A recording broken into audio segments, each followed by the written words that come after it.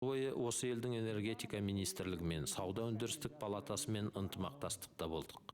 Қазақстандағыдай олардың да тау-кен металлургиялық салаларында ескірген технологиялармен істейтін өндірістер бар. Осы өндірістерде бара-бара жұмыс орындарының қысқаруы алаңдаушылық тудырды. Енді олар алдағы 3-ші индустриялық революцияға қатысуға мүдделі екендіктерін жеткізді. Осылайша біз бірлесіп негізгі жоспар құрдық. Бұл құжатта орталықтандырылған энергетикадан үлестірмелі модельге, бүгінгі жанармайдан таза энергияға, дәстүрлі бизнес моделінен жаңа тәсілдерге көшу қадамдары қарастырылған. Бұл таңсық нәрсе емес. 1900 жылдары бірінші индустриялық революция өзінің шарықтау биігіне жеткен болатын. Сол кезде екінші индустриялық революцияның заманы таяп келе жатты.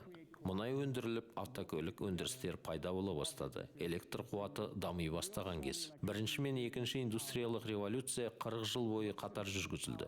Siemens компаниясы сияқты болашағын ойлағандар екі модельді бірдей алып жүрді. Бу қозғалтқышын пайдаланғандар біртіндеп іштен жанатын қозғалтқыштарға көшті. Бу қозғалтқышын пайдаланғандар біртіндеп іштен жанатын қозғалтқыштарға көшті. Бұл жөнінде неге айтып отырмыз? Егер сіз дәстүрлі энергетикалық компанияның делік, мейлі құрылыстық немесе коммуналдық кәсіпорынның мүдделерін қорғайтын болсаңыз, 3-ші индустриялық революцияға көшу үшін бірден жаңашыл модель бойынша жұмыс істей бастау қажет деп ойламаңыз. Дегенмен компанияңыздың 20 жылдан соң қандай жағдайда болатындығы туралы ойлануға тура келеді. 20-шы ғасырда шарықтап, енді құлдырай бастаған энергетикалық технологиялардан айнымай қала бермек ойыңыз бар ма, әлде көшпен бірге жүре түзеліп, 21-ші ғасырдың ұсынып отырған жаңа энергетикалық моделіне ілесіп өрлей бересіз бе? Менің айтарым, екі модельге де қатысып, бірінен екіншісіне көшуге берілген 30 жыл уақытты зая кетірмеңіз. Бұл өте жақсы, табысы мол іс. Бұл жолды Siemens пен Daimler, Bosch пен Dutch Telecom таңдады. Басқалар да көшеді. Дамушы елдерде, оның ішінде Қазақстанда да 3-ші индустриялық революцияның қарқыны дамыған елдеріндегі реформалардан әлде қайда тез. Дамушы елдерде, оның ішінде Қазақстанда да 3-ші индустриялық революцияның қарқыны дамыған елдердегі реформалардан әлде қайда тез. Неге дейсіз ғой? Ұялы телефондардың мысалы бәріміздің көз алдымызда. Кенеттен Үндістан мен Африка елдерінің электр жарығы да жоқ аумақтарында тұратын миллиондаған адамдар ұялы телефондарды пайдалануға қызығушылық білдірді. Тұтынушылардың көптігі ұялы байланыс мұнараларының таралуына себеп болды. Бұдан не түсінуге болады дерсіз? Онда тағы бір мысал келтірейін. Әйелім екеуміз үйімізді жаңарту үшін 24 жыл бойы жөндеу жүргізіппіз. Бұл өте қымбат іс болды. Жаңа үй салу ескі үйді жаңартудан әлде қайда тез және арзан болар еді. Инфрақұрылымды жаңадан құру және жаңғырту құнын салыстырғанда да солай. Дамыған елдердің инфрақұрылымы толық қалыптасқан, оны қайта құрудың шығындары зор. Қазақстандағы ғимараттардың 80%-ның 2013-2030 жылдар аралығында тұрғызылатындығы ескеріліп, әр қадамы ойластырылса, қолдағы мүмкіндіктер пайдаға асырылса, жаңа инфрақұрылым әлде қайда тез қарқынмен және арзанырақ құрылады. Бұл керемет мүмкіншіліктер. Байқасаңыз, бүгін Қазақстан сияқты дамушы елдердің қадамдары көш ілгері. Саяси шешімдерді іске асыру үшін қазба байлықтарының мол қоры және одан түскен табысты қажетті іс-шараларға бағыттау мүмкіндігі бар. Оларды дұрыс пайдаланып, жаңа модельге көшкен Қазақстан 3-ші индустриялық революцияның көшбасшысы болалары хақ. Және бір айтарым бар. Менің айтқаным тек технологияларға ғана байланысты емес. Сөз тегі болған 5 қағидат өзінің нәтижелерін әкеледі. Басқа жол жоқ.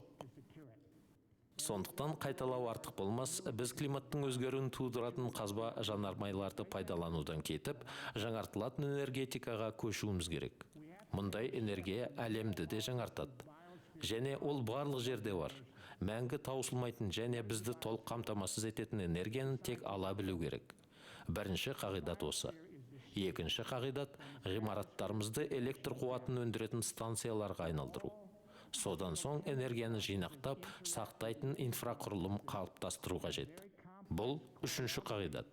Төртінші қағидат жаңартылатын энергияның табиғаттағы тұрақсыздығынан туындайды. Энергетикалық интернет жүйесін құру арқылы бір жерде артылған энергия қуат мұқтаждығын көріп жатқанға жөнелтіледі. Және соңғы 5-ші қағидат энергияны электрлі көлікке жалғау.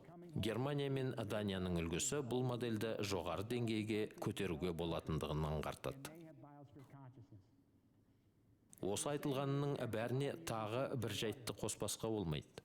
Біздің негізгі міндетіміз адамзаттың сана сезімін өзгерту. Адамзат өзінің жаңа тарихын жаза бастауы қажет. Осыны түсінбесек, біздің бойымызға революциялық өзгерістерді жүргізуге қажетті ынтызарлық пен бұлжымастық орнамайды. Тағы бір талап, адамдар жаһандық геосаясаттан ықшам биосфералық принциптерге көшуі тиіс. Өйткені геосаясат үдерістері бірінші және екінші индустриялық революция дәуірлеріне тән.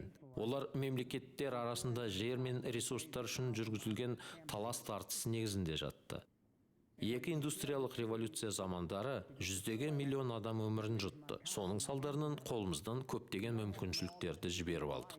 Биосфера дегеніміз не? Бәріңізге мәлім, атмосфераның төменгі қабатынан бастап, мұхиттың түбіне дейінгі тіршілік тараған аралықтың ғылыми атауы. Жер бетіндегі өмір көптеген процестердің өзара ықпалдасуы нәтижесінде сақталып отыр. Геохимиялық және биологиялық жүйелер арасындағы қатынас динамикасы өте күрделі. Дегенмен мен үмітке толымын. Өйткені бүгін дамыған елдердегі 14 жасар жеткіншектер ата-аналарына келіп суды үнемдеу керектігін айтады. Олар бір отбасына 2 автокөліктің қажеттілігіне күмән келтіреді. Олар үй жиһазының тропикалық ағаштардан жасалғанын білгеннен кейін ормандардың шабылғанын да түсінеді. Балалар сол ағаштарды мекен еткен жан-жануарлардың қандай күйге душар болғандығынан да хабардар. Ағаштан біздің тұрмысымыз бен қызметімізге қажетті түрлі заттардың шығарылып, сол себепті орманды алқаптардың жойылуын жетік біледі. Көмірқышқыл газды сіңіретін ағаштардың азаюы климаттық өзгерістерге тікелей қатысында көреді. Бұның бәрі адамның іс-әрекеттері тудырған экономикалық салдар деп түсінгендіктен.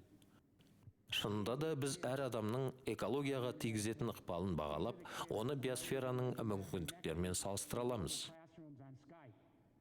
Бүгінгі жастар біздің әр ісіміздің экологиялық салдары басқа адамның әл-ауқатына, басқа өмір түрлеріне, экожүйелердің жағдайына әсер ететіндігін, дүниеде болып жатқан үдерістердің өзара байланысты екендігін біледі. Олар әлеуметтік желілерде өзара байланысып, адамзатты бір үлкен отбасы ретінде қабылдайды. Олар биосфераны адамзат қоғамдастығының өмір сүріп жатқан ортасы екендігін сезіне бастады. Бұл біздің өз ұлттығымыздан, дініміз бен ділімізден, я болмаса тегімізден алшақтауды білдірмейді.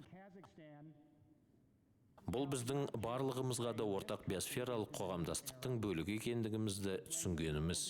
Бұл түптің түбінде біздің ахуалымыз бен өміршеңдігіміз үшін маңызды. Осыны біз геосаясаттан биосфералық ұғынуға көшу деп білеміз. Мен осы өзгерістердің болатындығына үлкен сенім артамын. 2017 жылы Қазақстан халықаралық экспо көрмесін өткізеді. Бұл өте батыл қадам. Өйткені ел басшылығы көрме аясында 3-ші индустриялық революцияның мүмкіндіктерін көрсетуді жоспарлап отыр. Бұл өте ұтымды ой. Өйткені Қазақстан мұнайға бай, Орталық Азияның ең ауқатты елі. Жаңа дәуірге қадам басып қоймай, бүкіл дүние жүзіне 21-ші ғасырға тән жаңа өмір салтын паш етпек. Иә, Қазақстан 17 миллион ғана халқы бар мемлекет. Бірақ алыптардың бірі саналатын халқы саны көп, экономикасы мықты Германияның артынан бәрі ілесе қоймайды. Ал Қазақстанның іске асырғанын басқа елдерде жасағысы келеді. Сіздерде ойлағанды жүзеге асырып, Қазақстанды жаңа дәуірге бастайтын саяси көшбасшылық, мықты бизнес бәрі де бар. Бүкіл әлем мемлекеттері осында көргенін ойға тоқып, үйренгенін елдерінде таратады. Олай болса, біздің тарихты өзгертіп, климаттың өзгеру проблемасын шешуде, ауа температурасын азайтуда, экологиялық жүйелерді қалпына келтіруде, өнімділікті ұлғайтып, жақсы жұмыс орындарын көбейту жолындағы ісіміз сәтті болмақ. Мен осыған үміттенем. Кездесуге келіп, ынтамен тыңдағандарыңыз үшін көп рахмет.